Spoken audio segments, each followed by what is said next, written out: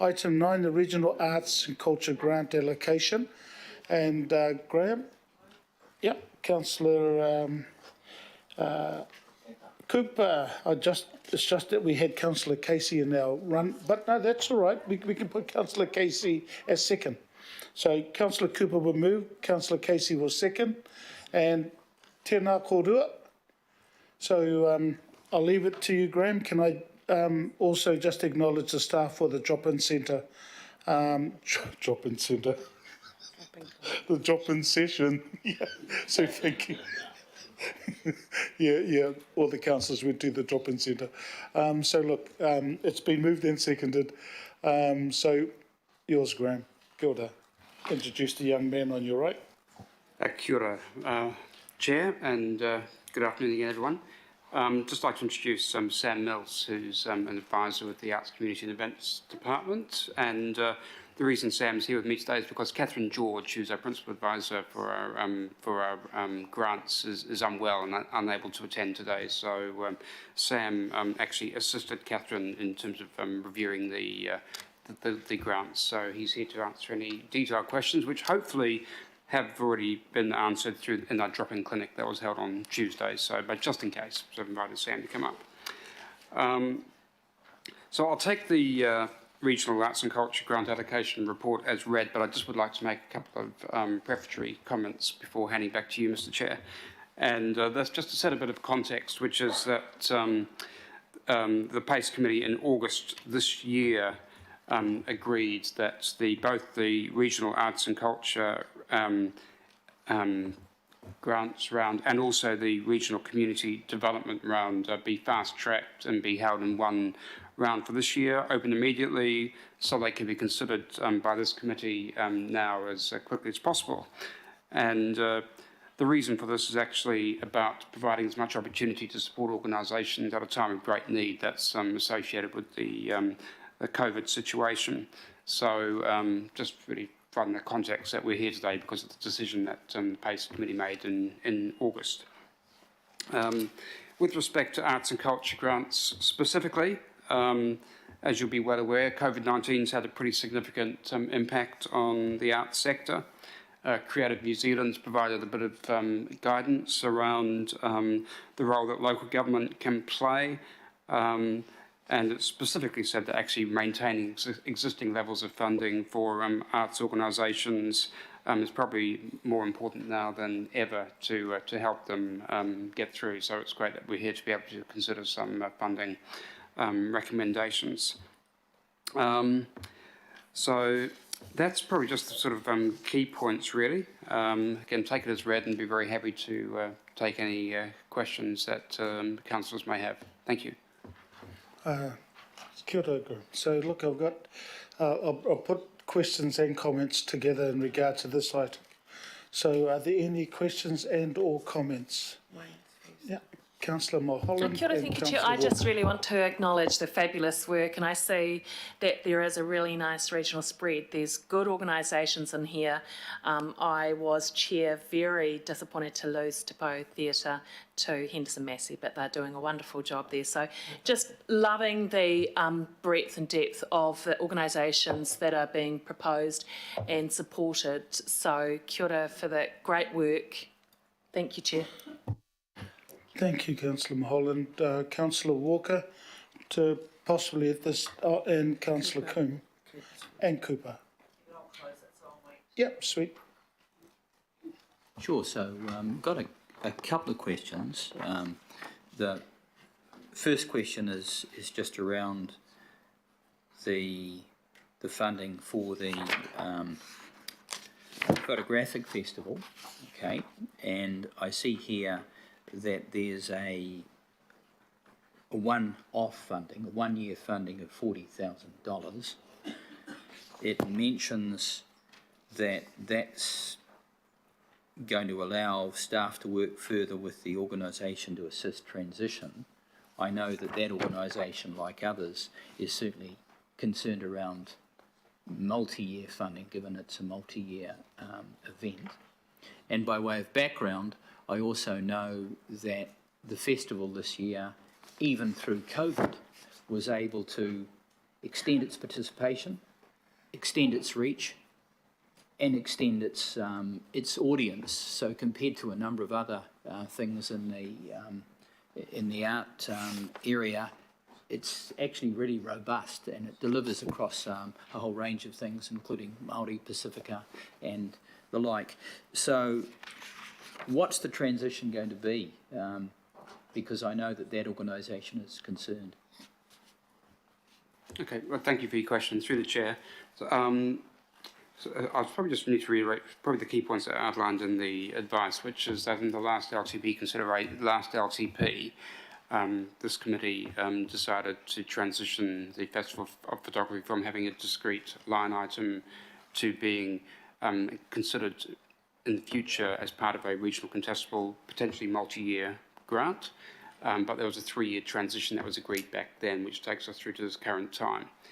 So they've already been funded their grant for this current financial year, $72,000 equivalent.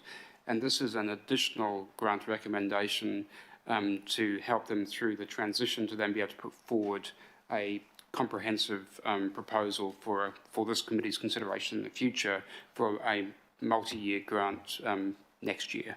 So that's the arrangement. So this is to support the transition to a consistent approach that's as per the regional grants policy. So just following on then, if everything goes according to plan from a timing perspective, they'll be in sync in terms of ongoing funding? The timing will be, I think, a bit of a challenge because they've usually receive their funds in July following the commencement of the new financial year, whereas it will be dependent in the future if this committee decides to fund them through this process. It's likely to be a bit later in the calendar year, depending on the timing of the grants being considered. But this additional funding is aimed to help manage that timing transition, because it's an additional grant in the same financial year that they've already received funding. Okay.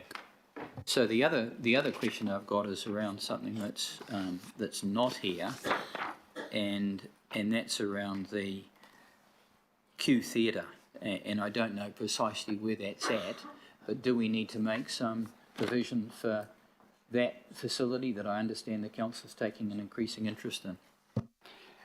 Thank you for the question. Through the chair, Q Theatre does have its own line item, to use the sort of the terminology, in the long-term plan and the annual plan, and that will be considered separately from the regional contestable grants process. And I understand there will be a paper coming to the Finance and Performance Committee, hopefully in February, to provide a more detailed update to councillors and some advice for the future. So does that include your comments too, Wayne? Because, thank you. Sorry, Councillor Walker. Councillor Coombe, then Councillor Watson.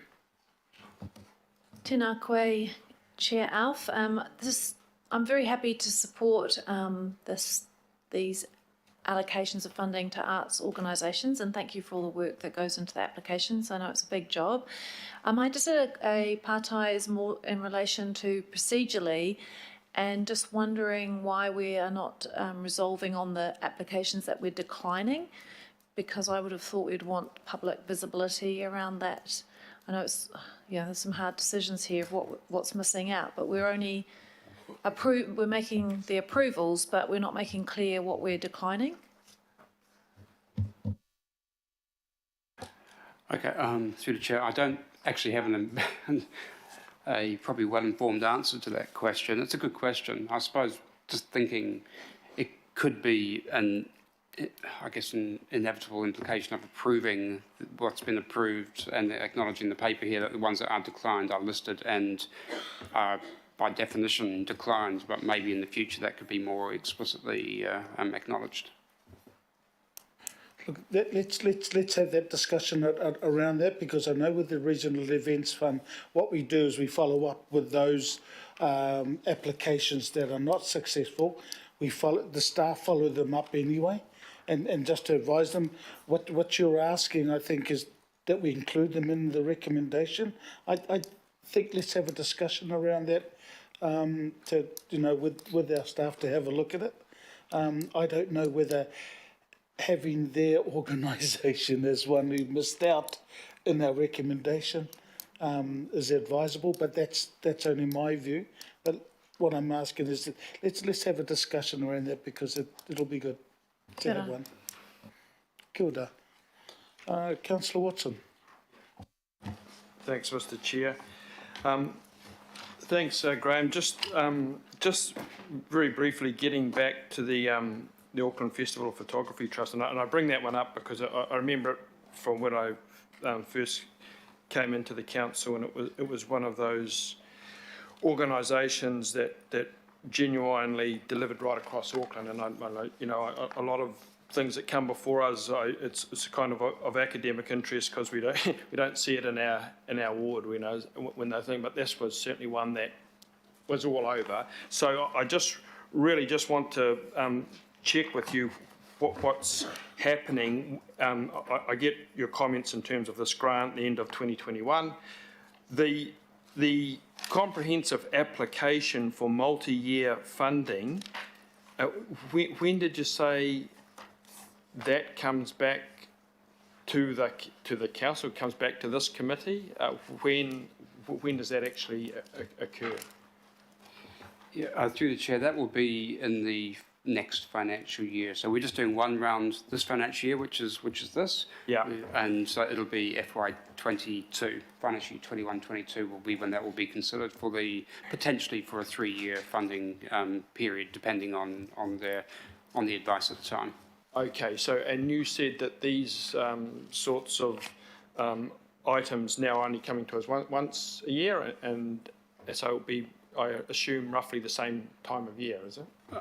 Through the chair, this year's an anomaly. Okay. We were having one round this year, but usually there's 2 rounds in each year. And we're more likely to be going back to that. So it would, I can't say with certainty, but I would imagine it'd be more likely that it would be in the earlier half of the financial year that might be considered, but we'd need to see what transpires. Okay, all right.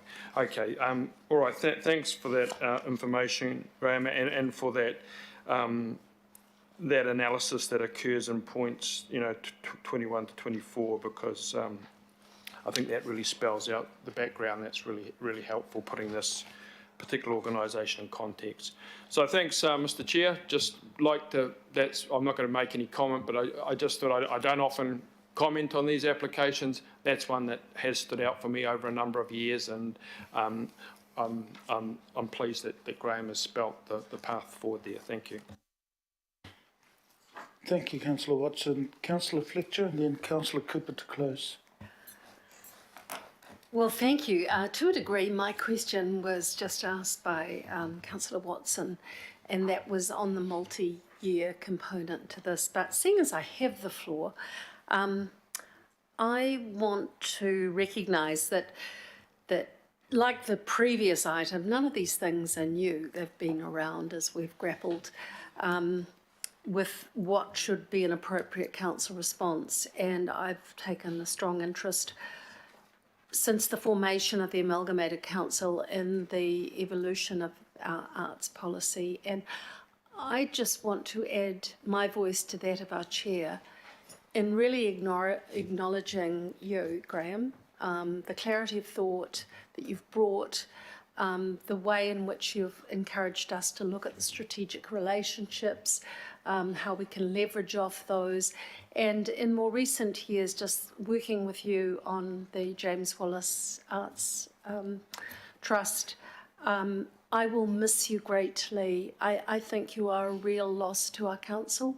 You just bring a wonderful calmness. The arts can get us all quite feisty at times, but you do bring this calmness and clarity, as I say. And what I would like to ask you by way of a question, with the experience that you've now had of council, and you've heard, and as was the case in the earlier agenda item as well, the concern that some of us have on the administrative costs associated with these things, do you have any parting thoughts of advice that you unshackled from the the council whānau, so to speak, that you could give us, because I think grants, you have ensured that whether it's the disability sector, the youth sector, that there really has been equity in the way that we have approached these. But I would be really interested in your thoughts on how we can ensure that the administrative costs of these going forward don't outweigh the actual time and funds associated. Well, thank you very much for your kind words through the chair. I've still got 1.5 days to go, so I probably need to be careful. Obviously, just off the cuff, my thoughts are that certainly having clarity of eligibility criteria and being really clear about what we're looking for is really important, and having agreement around that. I do think that having multi-year commitments is actually really important as well, because I think it's really important for organisations to have that certainty and a degree of certainty going forward. And I do think it's very difficult for them to be going year after year making applications and not having that continuity of certainty. So I think in this case, where you've got 15 arts and culture organisations with multi-year grants sequenced, I think is quite a good approach. But I do think it's also important that there remains some openness to other organisations having an opportunity to get involved, and therein lies the conflict between those long-standing relationships and the ability for new organisations to actually be able to get access to some grants, and I guess also holding existing recipients accountable for their ongoing performance. So I do think the balance is somewhere in between, and it's probably about right if you can sort of look at it that way. So just some thoughts. Well, best wishes for whatever comes next. Kia ora. Thank you. And Councillor Fletcher, you also know that Graham led the multi-funding for our events, which we have some of them through your role too, Graham, so thank you. Councillor Casey now has a question, and then... It's a tiny comment. Yeah, I'll comment, and then Councillor Cooper will close. Thank you. It was just to acknowledge Catherine George. She's not here today, but, you know, we asked her to do a whole year's work. There was 60 applications were processed by her with some help from Sam, and she's not here. I hope we haven't killed you off, Catherine. Amazing. I meant that nicely. Yeah. Amazing professionalism, and she has an amazing experience and institutional knowledge of all these groups, and she did a fantastic job. So if you're listening, Catherine, congratulations. You see by the response of the councillors today to your work. Thank you very much. Councillor Cooper to close. Yeah, kia ora. And thank you, Graham, for your service. I really appreciated the opportunity to go and sit with Catherine and just go through the application, or just, ask questions, so we didn't take too much time here. It really clarifies it. So thank you for that. What I'm really pleased about is to see that real support of Māori arts, especially we've got quite a good hub now at Corbin Estate with Atamera, Waitapu Carvers and Te sorry, lost it now, Depot, and I think it's probably the only place in the country where we have a collective of Māori arts like that, and what it means for that group, even though they didn't plan to end up being together. It's a place where anybody in Auckland can go to experience a multiplicity of the arts, te ao Māori. So thank you for that. So I just commend this to everybody. I think it's a great piece of work, and I think it's not a huge amount of money, but it gives confidence to groups to be able to keep going. Thank you. Thanks, Sam. So again, to both of you, thank you, and also pass it on to Catherine for us. And again, Graham, all the best to you and your whānau in regards to your new journey. So it's been moved and seconded. All those in favour? Aye. Against? Carried. Look, I know that we're in lunchtime, but I want to finish off this last one. Graham, I think you're still there with Christine, or is it just you, Christine? Yeah, I wanted, and then that way at least we then move into our Kataraina and Paul